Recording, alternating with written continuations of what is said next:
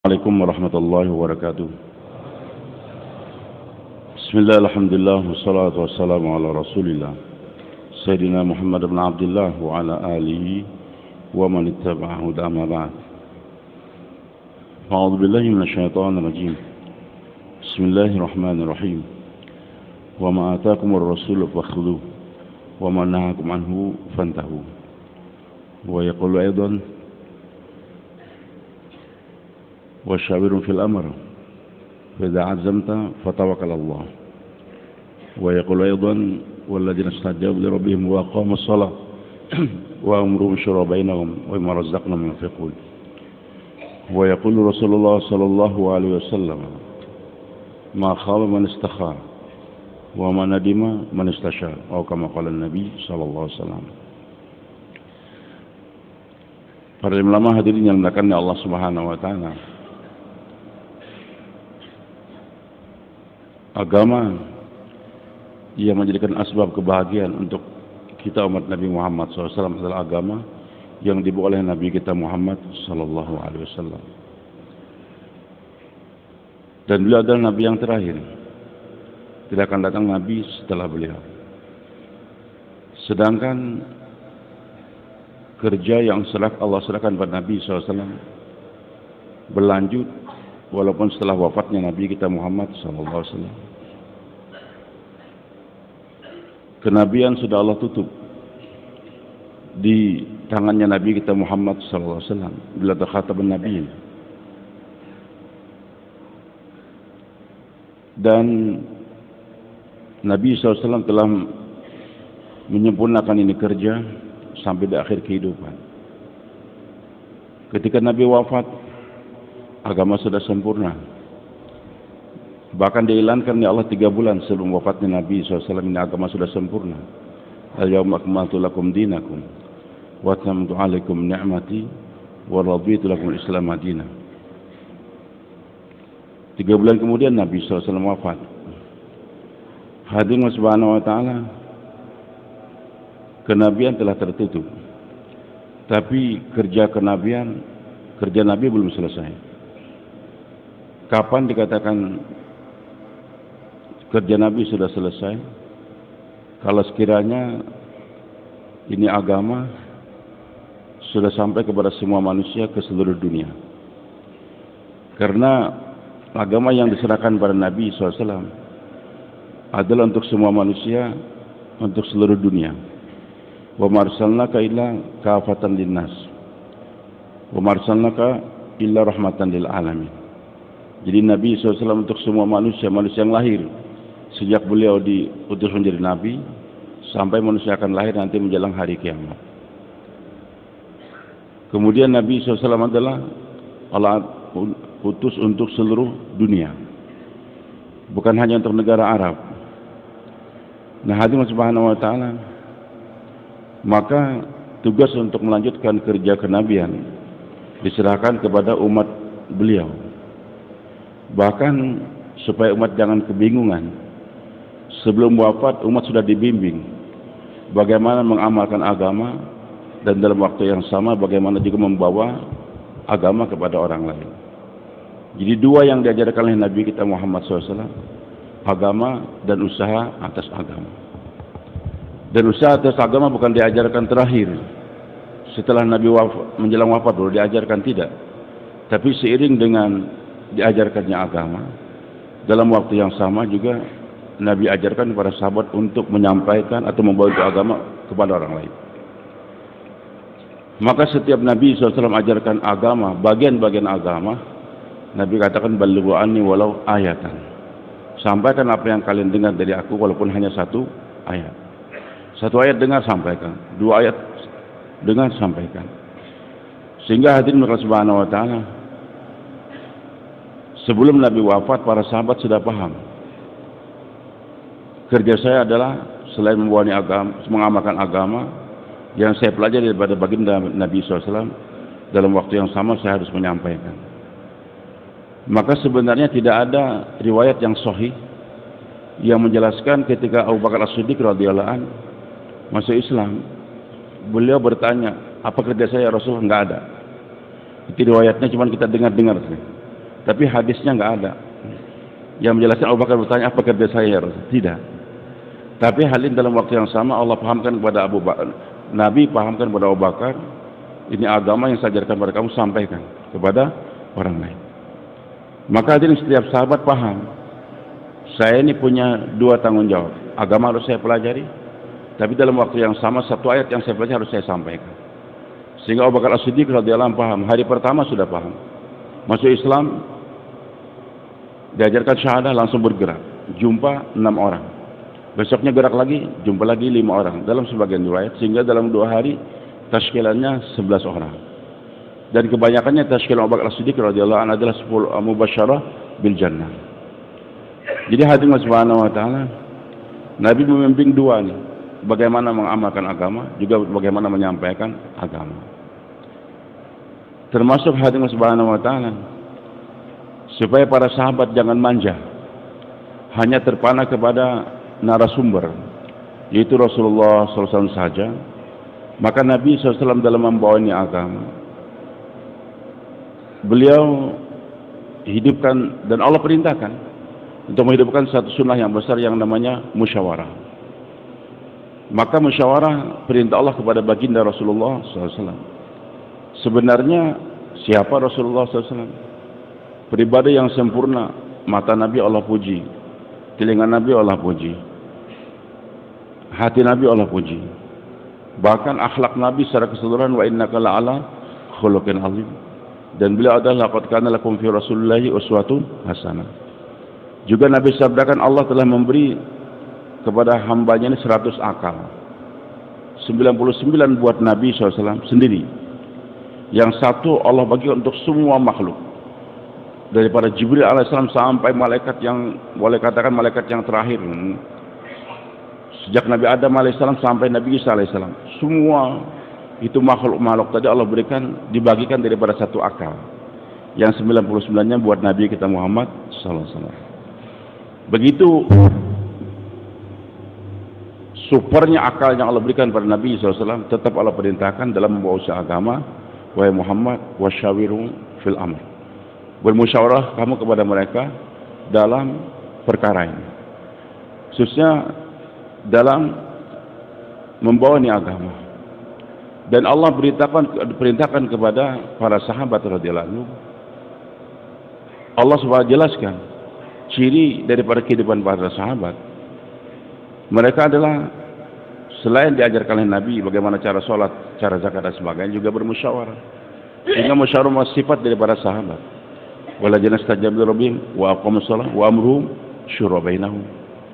Begitu pentingnya perintah musyawarah, sampai-sampai Allah letakkan di antara 2 perintah yang biasanya enggak dipisahkan, yaitu perintah salat dan perintah zakat. Wa aqimus shalah wa atuz zakat. Itu perintah Allah, 2 enggak dipisah. Tapi begitu pentingnya musyawarah letakkan di antara 2 perintah ini, perintah bermusyawarah. Maksudnya apa? Perintah musyawarah ini tidak kalah pentingnya dengan perintah salat dan juga perintah zakat. Juga ulama kita jelaskan, kalau salat itu adalah ibadah badaniah, ibadah bukan dengan gerak badan kita ini, tetap dimotori oleh hati kita ini. Zakat adalah ibadah maliyah. Nah sekarang musyawarah yang Allah letakkan di antara 2 jenis ibadah tadi, apakah bukan ibadah? Ibadah juga namanya. Namanya ibadah fikiriyah. Kalau salat itu adalah ibadah badannya, zakat ibadah maliyah, sedangkan musyawarah adalah ibadah fikiriyah.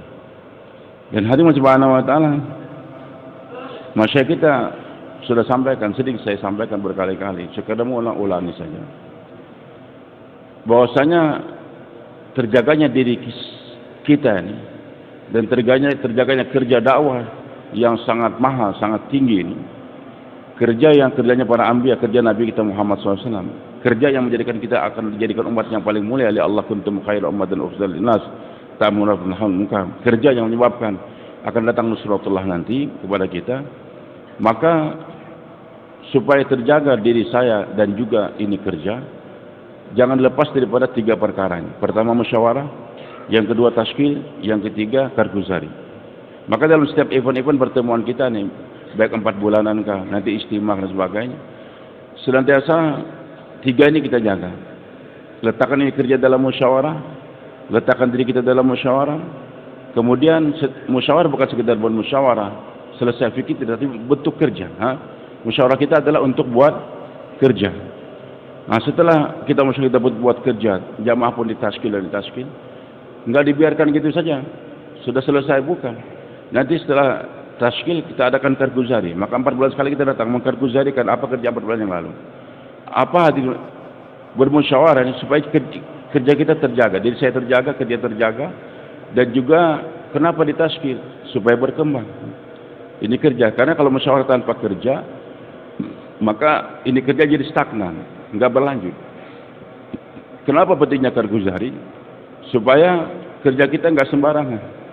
Kita karguzarikan dari, kalau itu kerja memang sesuai arahan, sesuai dengan apa yang dimusyawarahkan, kita lanjutkan. Kalau sekiranya ada kesalahan dalam buat kerja, biasa kita manusia, maka dengan adanya karguzari, kita pun enggak terlena dalam kesalahan tersebut. Nah, hadirin Allah Subhanahu wa taala. Maka musyawarah tadi ada merupakan ibadah dan sifat para sahabat radhiyallahu anhum. Bahkan duduknya kita di sini walaupun pembiayaan cukup besar. Dari Papua sana berapa biaya kita? Mungkin lebih mahal daripada ke EPB sana. Naik kapal kadang-kadang kita sampai 7 hari, 7 malam kawan-kawan. Dia nanti harus menghadapi ombak dan semua berbeda memang dengan kawan-kawan cuma dari Jakarta sini naik 1 kali aja naik angkot sudah sampai begitu. Begitu teman-teman dari jauh-jauh sana kita bisa merasakan. Tapi Allah Subhanahu memberikan penilaian sesuai dengan pengorbanan orang tersebut. Kehadiran saudara-saudara jauh dari Papua sana ataupun dari pojok desa mana tetap dihargai oleh Allah Subhanahu wa taala. Dan kita enggak tahu mungkin hadirnya 2-3 hari kita memberikan pendapat-pendapat yang baik untuk perkembangan ini kerja. Allahu Akbar. Tidak aneh ujar Nabi SAW mafhum daripada hadis yang beliau ucapkan. Tafakkur sa'atin khair min ibadah 60 atau 70 ama. Berfikir sesaat lebih baik daripada ibadah 60 sampai 70 tahun. Sesaat kita berfikir tapi nanti hasilnya lebih hebat daripada ibadah badannya, ibadah maliyah sampai 70 tahun. Bahkan 1000 tahun lebih. Sesaat dan berfikir bagaimana cara mengumpulkan orang untuk mengerjakan sholat berjamaah ini. Maka datanglah perintah azan. Maka sejak bila mengumandangkan azan di hari pertama sampai muazin yang terakhir nanti mengumandangkan azan, itu pahalanya buat Nabi dan para sahabat yang bermusyawarah pada malam tersebut. Dan muazin ketika mengumandangkan azan, ujar Nabi SAW berapa saja jamaah yang datang di masjid sholat waktu itu, 1000 kah 2000 kah pahalanya buat muazin. Dan hadirin Subhanahu wa taala, jadi baik pahala muazin atau yang hadir dalam sholat, semuanya buat Nabi dan para sahabat yang berfikir buat malam tersebut. Begitu pula hadirin Allah, wujudnya ini kerja sekarang di depan kita. Yang dikatakan oleh Syekh Ilyas Rahmatullah merupakan permata di abad pertama. Permata di abad pertama. Allah munculkan lagi kepada kita. Ini juga ada satu fikir sesaat saja. Neneknya Syekh Ilyas Rahmatullah mengajak bermusyawarah secara insidental saja. Kaum wanita, beliau bukanlah ulama besar, tidak. Wanita yang punya fikir, bagaimana wahai saudari-saudariku, wahai anak-anakku, sekarang kok anak-anak kita pada sekolah Inggris semua, sekolah umum semua, tidak ada lagi yang mau masuk pondok pesantren. Dia risau. Sedangkan ini beliau ini adalah di desa Kandala, wanita yang hidup di tengah-tengah masyarakat yang betul-betul dibina oleh keulamaan waktu itu. Sebagaimana enggak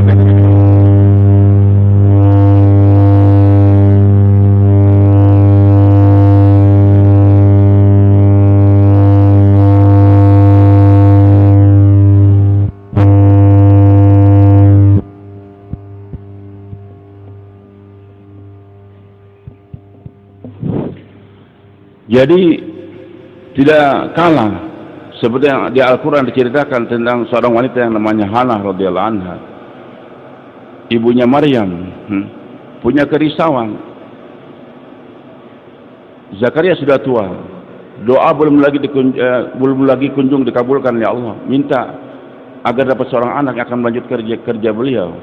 Fahabli min ladunka waliyan yarisuni wa yarisu min ali Yaqub.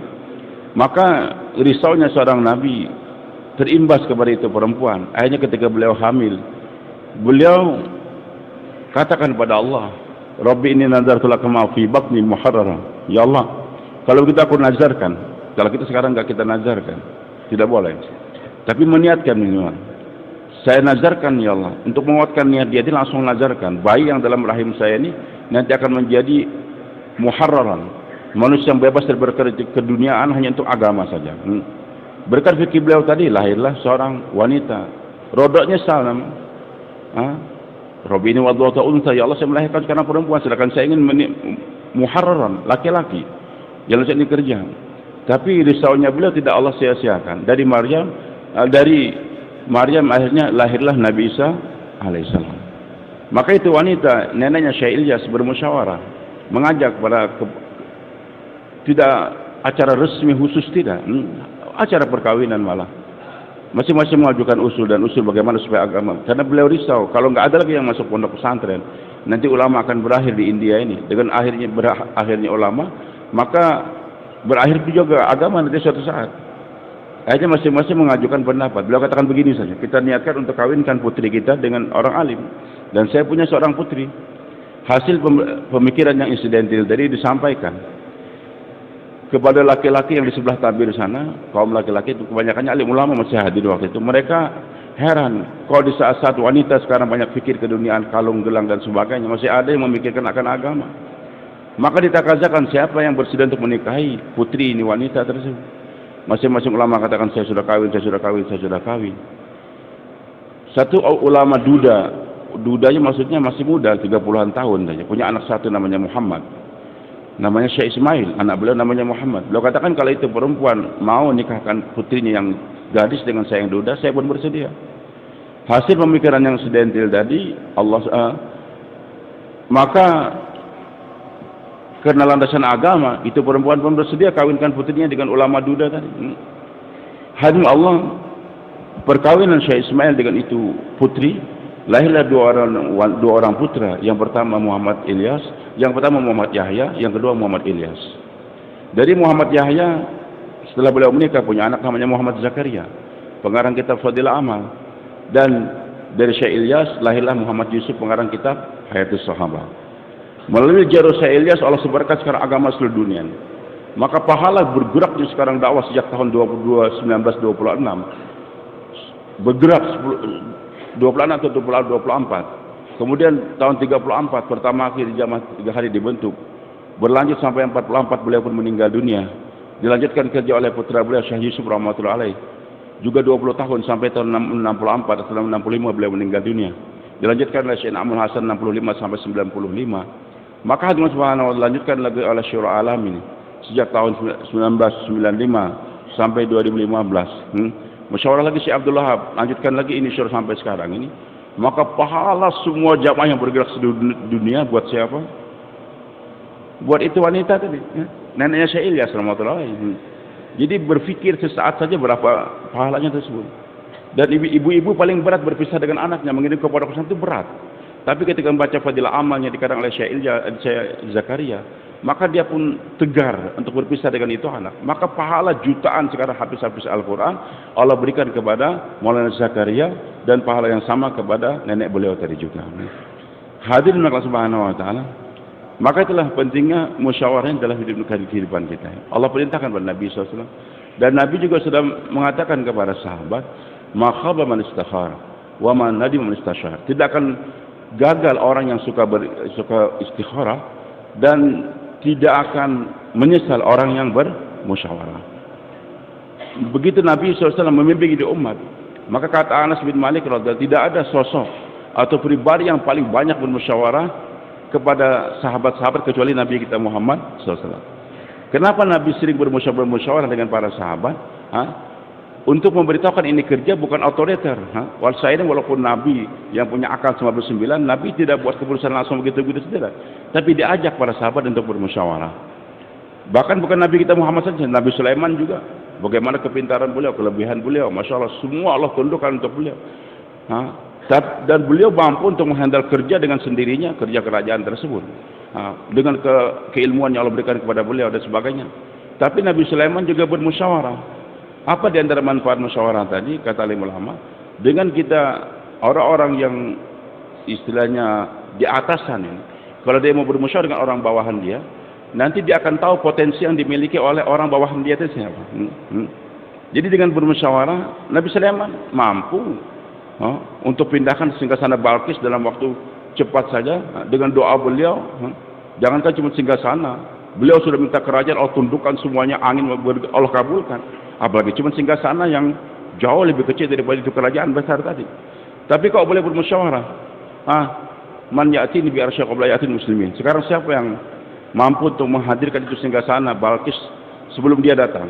Karena Balkis sudah siap untuk mendatangi Sulaiman alaihissalam, siap menyerah, maka mulai bergerak dari Sabah ke Palestina, perjalanan lebih kurang 1 bulan. Nabi Sulaiman alaihissalam ingin menunjukkan bagaimana kekuasaan yang Allah berikan kepada beliau tadi agar Balkis cepat-cepat bisa masuk Islam.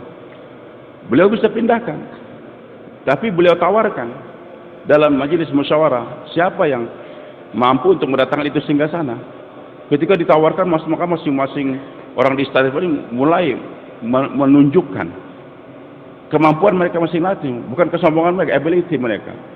Maka waktu itu orang yang merasa paling kuat itu jin Ifrit, bosnya jin. Dia katakan, wahai Sulaiman, ana atika bihi qabla yatatarfu, saya mampu untuk datangkan itu singgasana qabla an taqum min maqamik, sebelum kau berdiri daripada majelis kamu. Itu majelis Sulaiman alaihissalam dari duha sampai zuhur, lebih kurang 4 jam. Dan jin Ifrit katakan, wa ana atika bi qabla an taqum maqamik wa ana laqawiyyun amin. Wahai Sulaiman, saya akan pindahkan itu singgasana sebelum selesai majelis kamu, dan saya ini siapa? Laqawiyyun amin. Betul-betul saya ini kuat dan dipercaya. Memang kadang-kadang jin ini nggak bisa dipercaya, Pak. Tapi jin waktu itu janji betul-betul saya ini orangnya kuat dan dipercaya. Memang bagus kalau pekerja itu kuat dan dipercaya. Kadang-kadang orang itu kuat tapi nggak dipercaya, nggak baik juga. Dipercaya tapi nggak kuat, dirampok orang nanti. Bagus kalau punya mantu itu kuat dan dipercaya. Punya mantu kuat tapi nggak dipercaya, uang mertua diselewengkan. Dipercaya tapi nggak kuat, kasihan juga. Maka Nabi Syuaib paham. Kata putrinya, wahai ayah, gunakan ini orang untuk membantu kita. Kenapa? Karena Nabi Musa alaihissalamnya apa? Rabbi stajirhu inna khair mastajartak al-qawiyul amin. Gunakan dia, wahai ayah, karena orang yang paling baik kamu gunakan itu sebagai al-qawiyul amin, orang yang kuat dan dipercaya. Kuat Nabi Musa mampu untuk pindahkan itu batu yang satu kampung, pindahkan dia beliau sendiri saja. 1 bulan gerak, nggak makan bisa. Memang kuat. Mudah-mudahan punya mantu yang kuat semua. Jangan punya mantu yang lembek, nggak mau jolos, nggak mau apa segala macam, jadi pemalas tuh. Benci kita kalau punya mantu pemalas, tidur aja, jangan. Kuat tapi amin, terpercaya.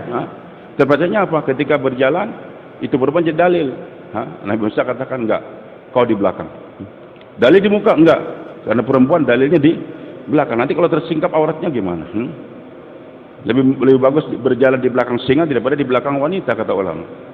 Karena kalau di belakang singa dia terkam mati syahid, di belakang wanita diterkam matinya mati masuk neraka. Baik, hadirin Allah, dia nampakkan wa qala inda ilmu minal kitab. Tapi santrinya Nabi Sulaiman mengatakan, wahai Sulaiman, saya akan pindahkan sebelum kau berkedip mata saja. Jadi potensi daripada orang bawahannya akan nampak, dilihat oleh para penanggung jawab setelah kalau dia nggak bermusyawarah nggak kelihatan potensi masing-masing itu semua. Potensi yang ada di Makassar itu apa, yang ada di Palu apa, yang ada di Kalimantan apa, yang di Jawa itu potensi apa. Jadi ketahuan itu potensi tadi. Nah, hadirin Allah Subhanahu wa taala, maka Nabi SAW juga bermusyawarah dengan para sahabat seperti Anas bin Malik katakan tadi. Hadirin Allah, perang Badar. Nabi pergi membawanya agama ke Badar tersebut. Sampai di Badar, Nabi sudah tentukan kita di sini, berada di sini. Sumur depan. Satu orang sahabat namanya Hubab bin Munzir radhiyallahu kata, ya Rasulullah, hadzal manzil. Ya Rasul, tempat ini kita berada ini. Amanzilan anzalhu laka. Apakah ini tempat yang memang sudah Allah tentukan buat engkau?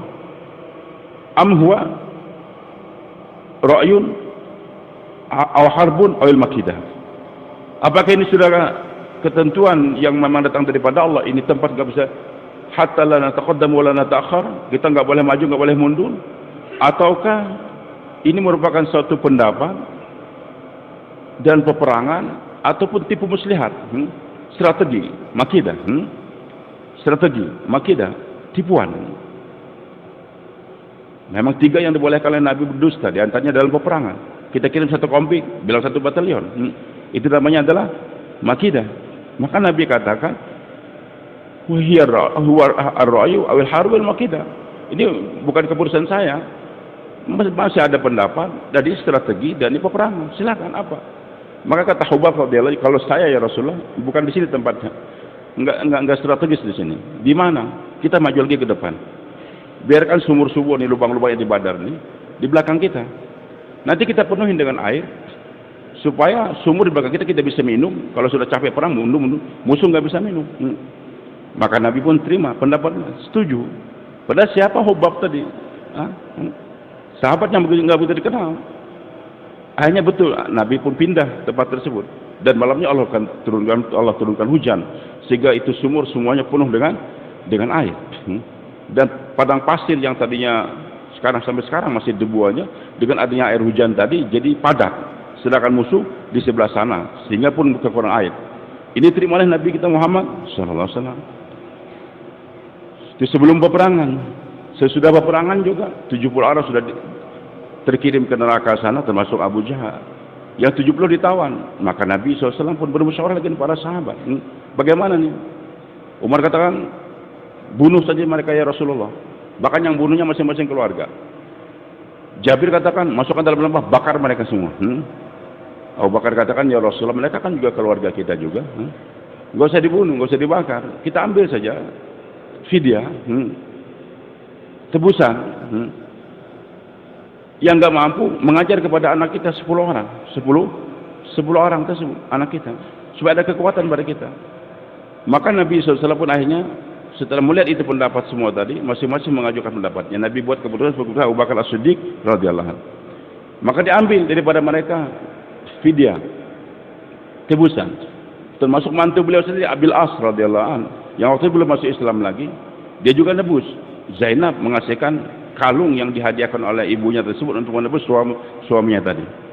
Pamannya Nabi juga Abbas, yang merupakan tawanan perang juga. Sebenarnya beliau sudah masuk Islam, tapi menyembuhkan keislamannya. Tapi dalam peperangan, karena ibu masih dalam ikut Abu Jahal, bayar juga. Hadirin yang Allah Subhanahu Wa Taala, termasuk tadi mengajar kepada anak Islam tadi. Bahkan ulama kita coba lihat bagaimana terbukanya fikir Nabi SAW. Nabi bisa memanfaatkan orang kafir sebagai guru untuk membaca tulis. Jadi kita ini otaknya jangan picik, Pak. Itu sekolah kafir, itu orang kafir, jangan terima dia. Manfaatkan otak orang kafir untuk kita. Selama anak kita mau belajar di penerbangan, di kepolisian, gurunya orang kafir, bukan masalah agama. Kalau agama belajar daripada orang Islam dengan ulama. Tapi kalau masalah umum juga belajar baca tulis, Nabi gunakan orang kafir.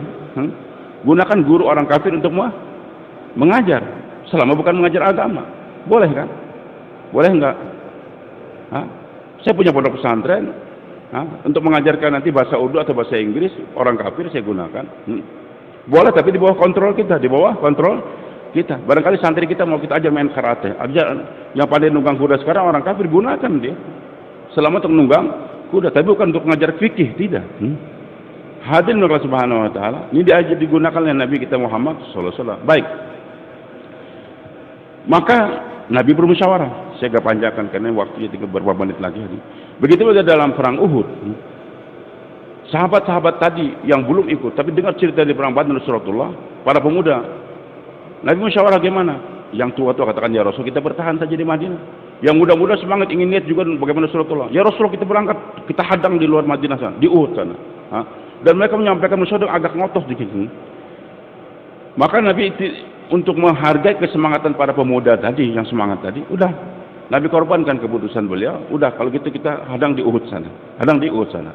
Nabi masuk rumah, ambil baju besi 2 lapis.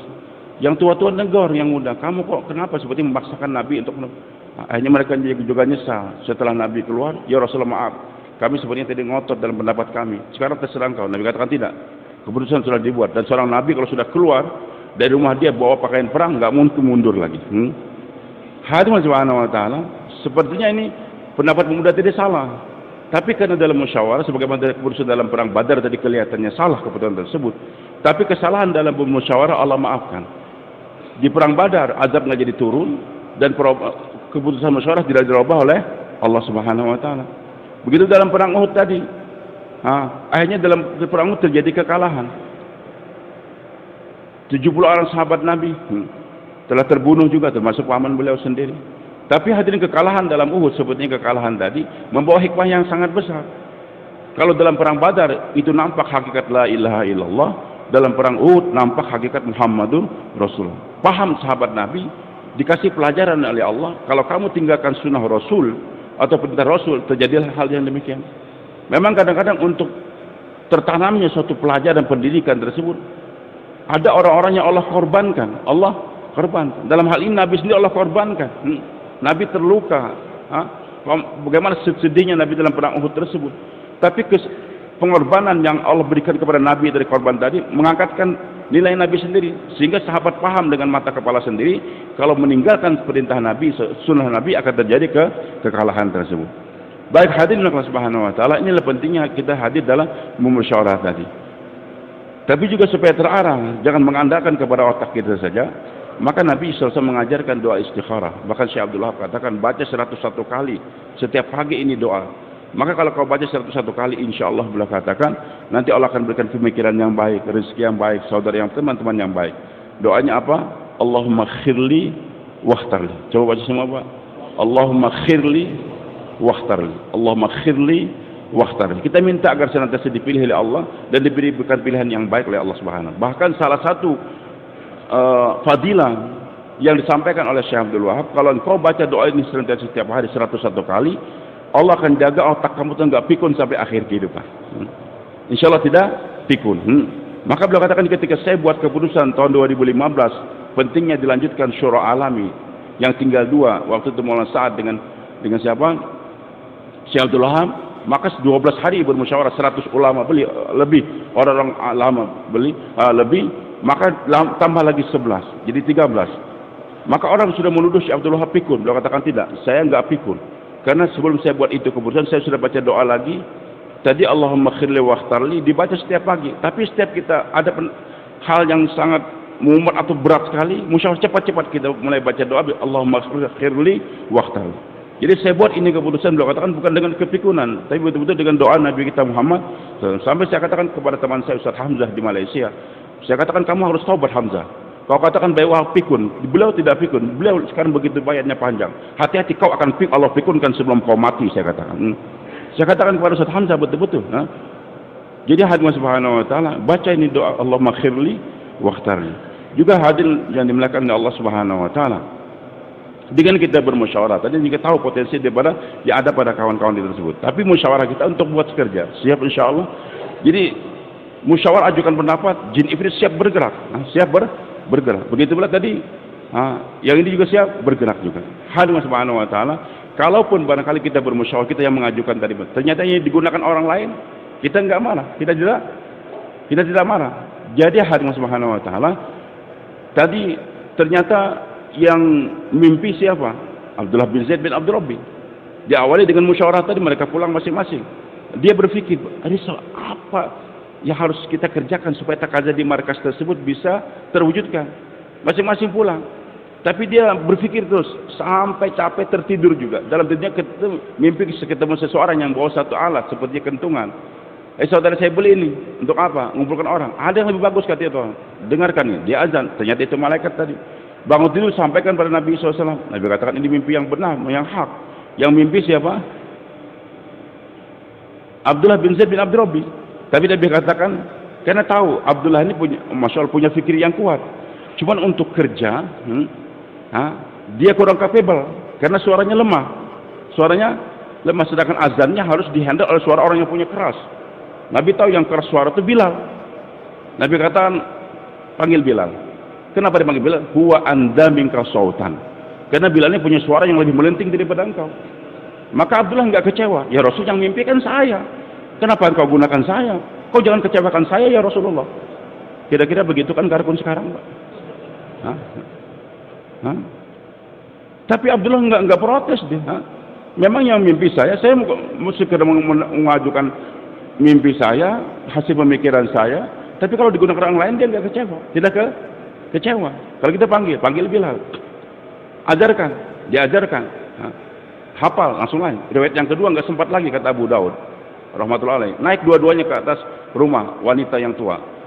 Abdullah menyuarakan dengan suara yang pelan, Bilal yang dengan suara yang keras.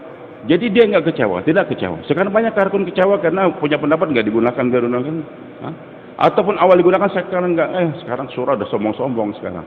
Nah, dulu saya digunakan, sekarang saya nggak pernah digunakan lagi.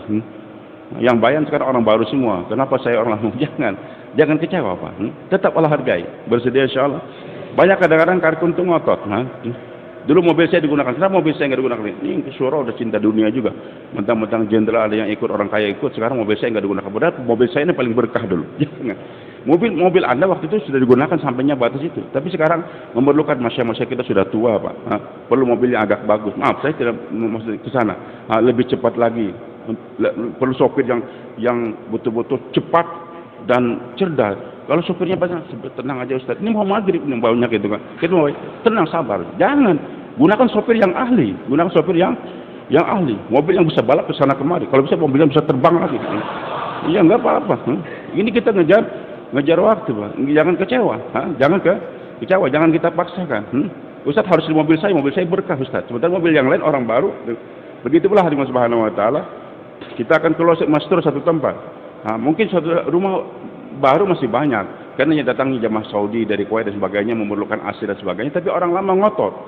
Ini kan rumah saya yang paling berkah sejak pertama Masturah dulu di kota ini, di rumah saya. Kenapa mentang-mentang sekarang banyak orang baru punya rumah yang bagus, rumah saya nggak mau? Nah itu salah juga. Ini pelajaran yang terakhir, hadirin subhanahu wa ta'ala. Nabi SAW khutbah di atas pohon korma, di atas pohon korma. Diameternya paling 1,5 meter kan? Kok kalau masih muda sih, Nabi masih berumur 50-an dan sebagainya, masih kuat gitu kan, khutbah. Tapi sekarang sudah mulai agak tua dan sebagainya, maka satu orang wanita risau, kok kasihan Nabi khutbahnya di sana. Dan para sahabat nggak berpikir untuk keperluan, nggak begitu banyak. Karena takut-takut ini merupakan satu perbuatan bid'ah, maka dibiarkan. Tapi ketika itu wanita kasihan, panggil anak-anaknya. Dalam hadis Bukhari, ada juga panggil hamba saya, buatkan mimbar buat Nabi Muhammad SAW, cari kayu yang bagus. Maka mereka cari kayu yang bagus di hutan Madinah sana. Dibuatkan mimbar tingkat 3. Diletakkan di Masjid Nabawi. Maka ketika Nabi lihat mimbar, bagus lagi, lebar lagi, 3 tingkat lagi. Dibanding dengan pohon korma kan? Dan umur sekarang sudah agak tua juga. Maaf nih, beda kan Ustaz Lutfi yang dulu, Pak, yang istilahnya dulu kami pergi ke Pangkalan Bun, bukan Pangkalan Bun, dari Samarinda sampai ke Burau sana, kita naik bis, dorong bis, bisa mogok kita dorong bisa. Sekarang mungkin kalau saya dorong mobil, wallahu alam, bisa enggak? Baik, Nabi pindah. Tapi di tengah-tengah khutbah Jumat, suara tangisan yang menyaingi suara Nabi SAW. Nabi itu suaranya keras, tapi kok ada tangisan lebih keras lagi, sehingga satu masjid dengar semua. Dari mana? Siapa yang nangis nih? Siapa? Beras sahabat Nabi nggak bawa anak kecil. Nabi paham, turun dari mimbar sebentar, dipending khutbahnya, dipeluk itu pohon korma, dipeluk pohon korma. Setelah dipeluk, tangisan pun berhenti. Terakhirnya seperti anak kecil yang nangis, terisak-isak berhenti nangis. Oh, sahabat paham, ternyata yang nangis tadi siapa? Pohon korma. Kemudian Nabi lanjut khutbahnya. Nabi katakan, ini pohon korma menangis. Kenapa? Karena sudah nggak digunakan lagi untuk khutbah Jumat. Jadi dia sedih, kenapa saya nggak digunakan lagi? Kalau saya nggak peluk dia akan nangis terus sampai hari kiamat. Tapi dengan pelukan Nabi dia pun reda. Tapi dia orangnya sportif. Dia bilang, ya Rasulullah, aku kan digunakan sejak awal, berkah ya Rasulullah. Jangan terkesan dengan mimbar yang bau ya Rasulullah. Sepertinya kau cinta dunia juga sekarang Rasulullah. Gitu kan? Enggak apa-apa ya Rasulullah, kalau lebih enak di sana, lebih selesa, gunakan. Sampai di sini saya digunakan oleh Allah Subhanahu wa taala, dan itu tiangnya diabadikan sampai sekarang, dibuat sampai dibangun seperti tiangnya ada namanya Suatul Mimbar di Masjid Nabawi. Jadi hadirin subhanahu wa ta'ala, dulu saya digunakan, sekarang ada orang yang lebih capable untuk bayan ataupun untuk mengantarkan, kita serahkan. Jangan sampai kita paksakan, nggak pokoknya rumah Masturah dari ini harus di rumah saya. Rumah lain nggak boleh, walaupun rumah jenderal, rumah Jibril kan nggak boleh, tetap harus jangan, Pak. Itu berarti harus ngotot. Terus hadirin yang terakhir, Syekh Ilyas Maulana Amul Hasan, mantunya Maulana Zakaria. Maulana Yusuf juga mantunya Maulana Zakaria juga. Ya, dua putrinya Maulana Zakaria dikawin oleh Maulana Yusuf, yang pertama meninggal kawin lagi. Termasuk In'amul Hasan. Maka setelah Maulana In'amul Hasan menjadi Hadraj sekian lama, Maulana Zakaria bertanya, In'am, bagaimana kok saya lihat orang sekarang pada mencintai kamu semua, pada cinta pada kamu semua, padahal orangnya nggak banyak bicara, saya In'amul Hasan. Maka beliau katakan kepada mertuanya, dia katakan, dulu saya waktu sebelum jadi Hadraj ini, saya kalau mau ke pendapat, karena pendapat saya harus terima.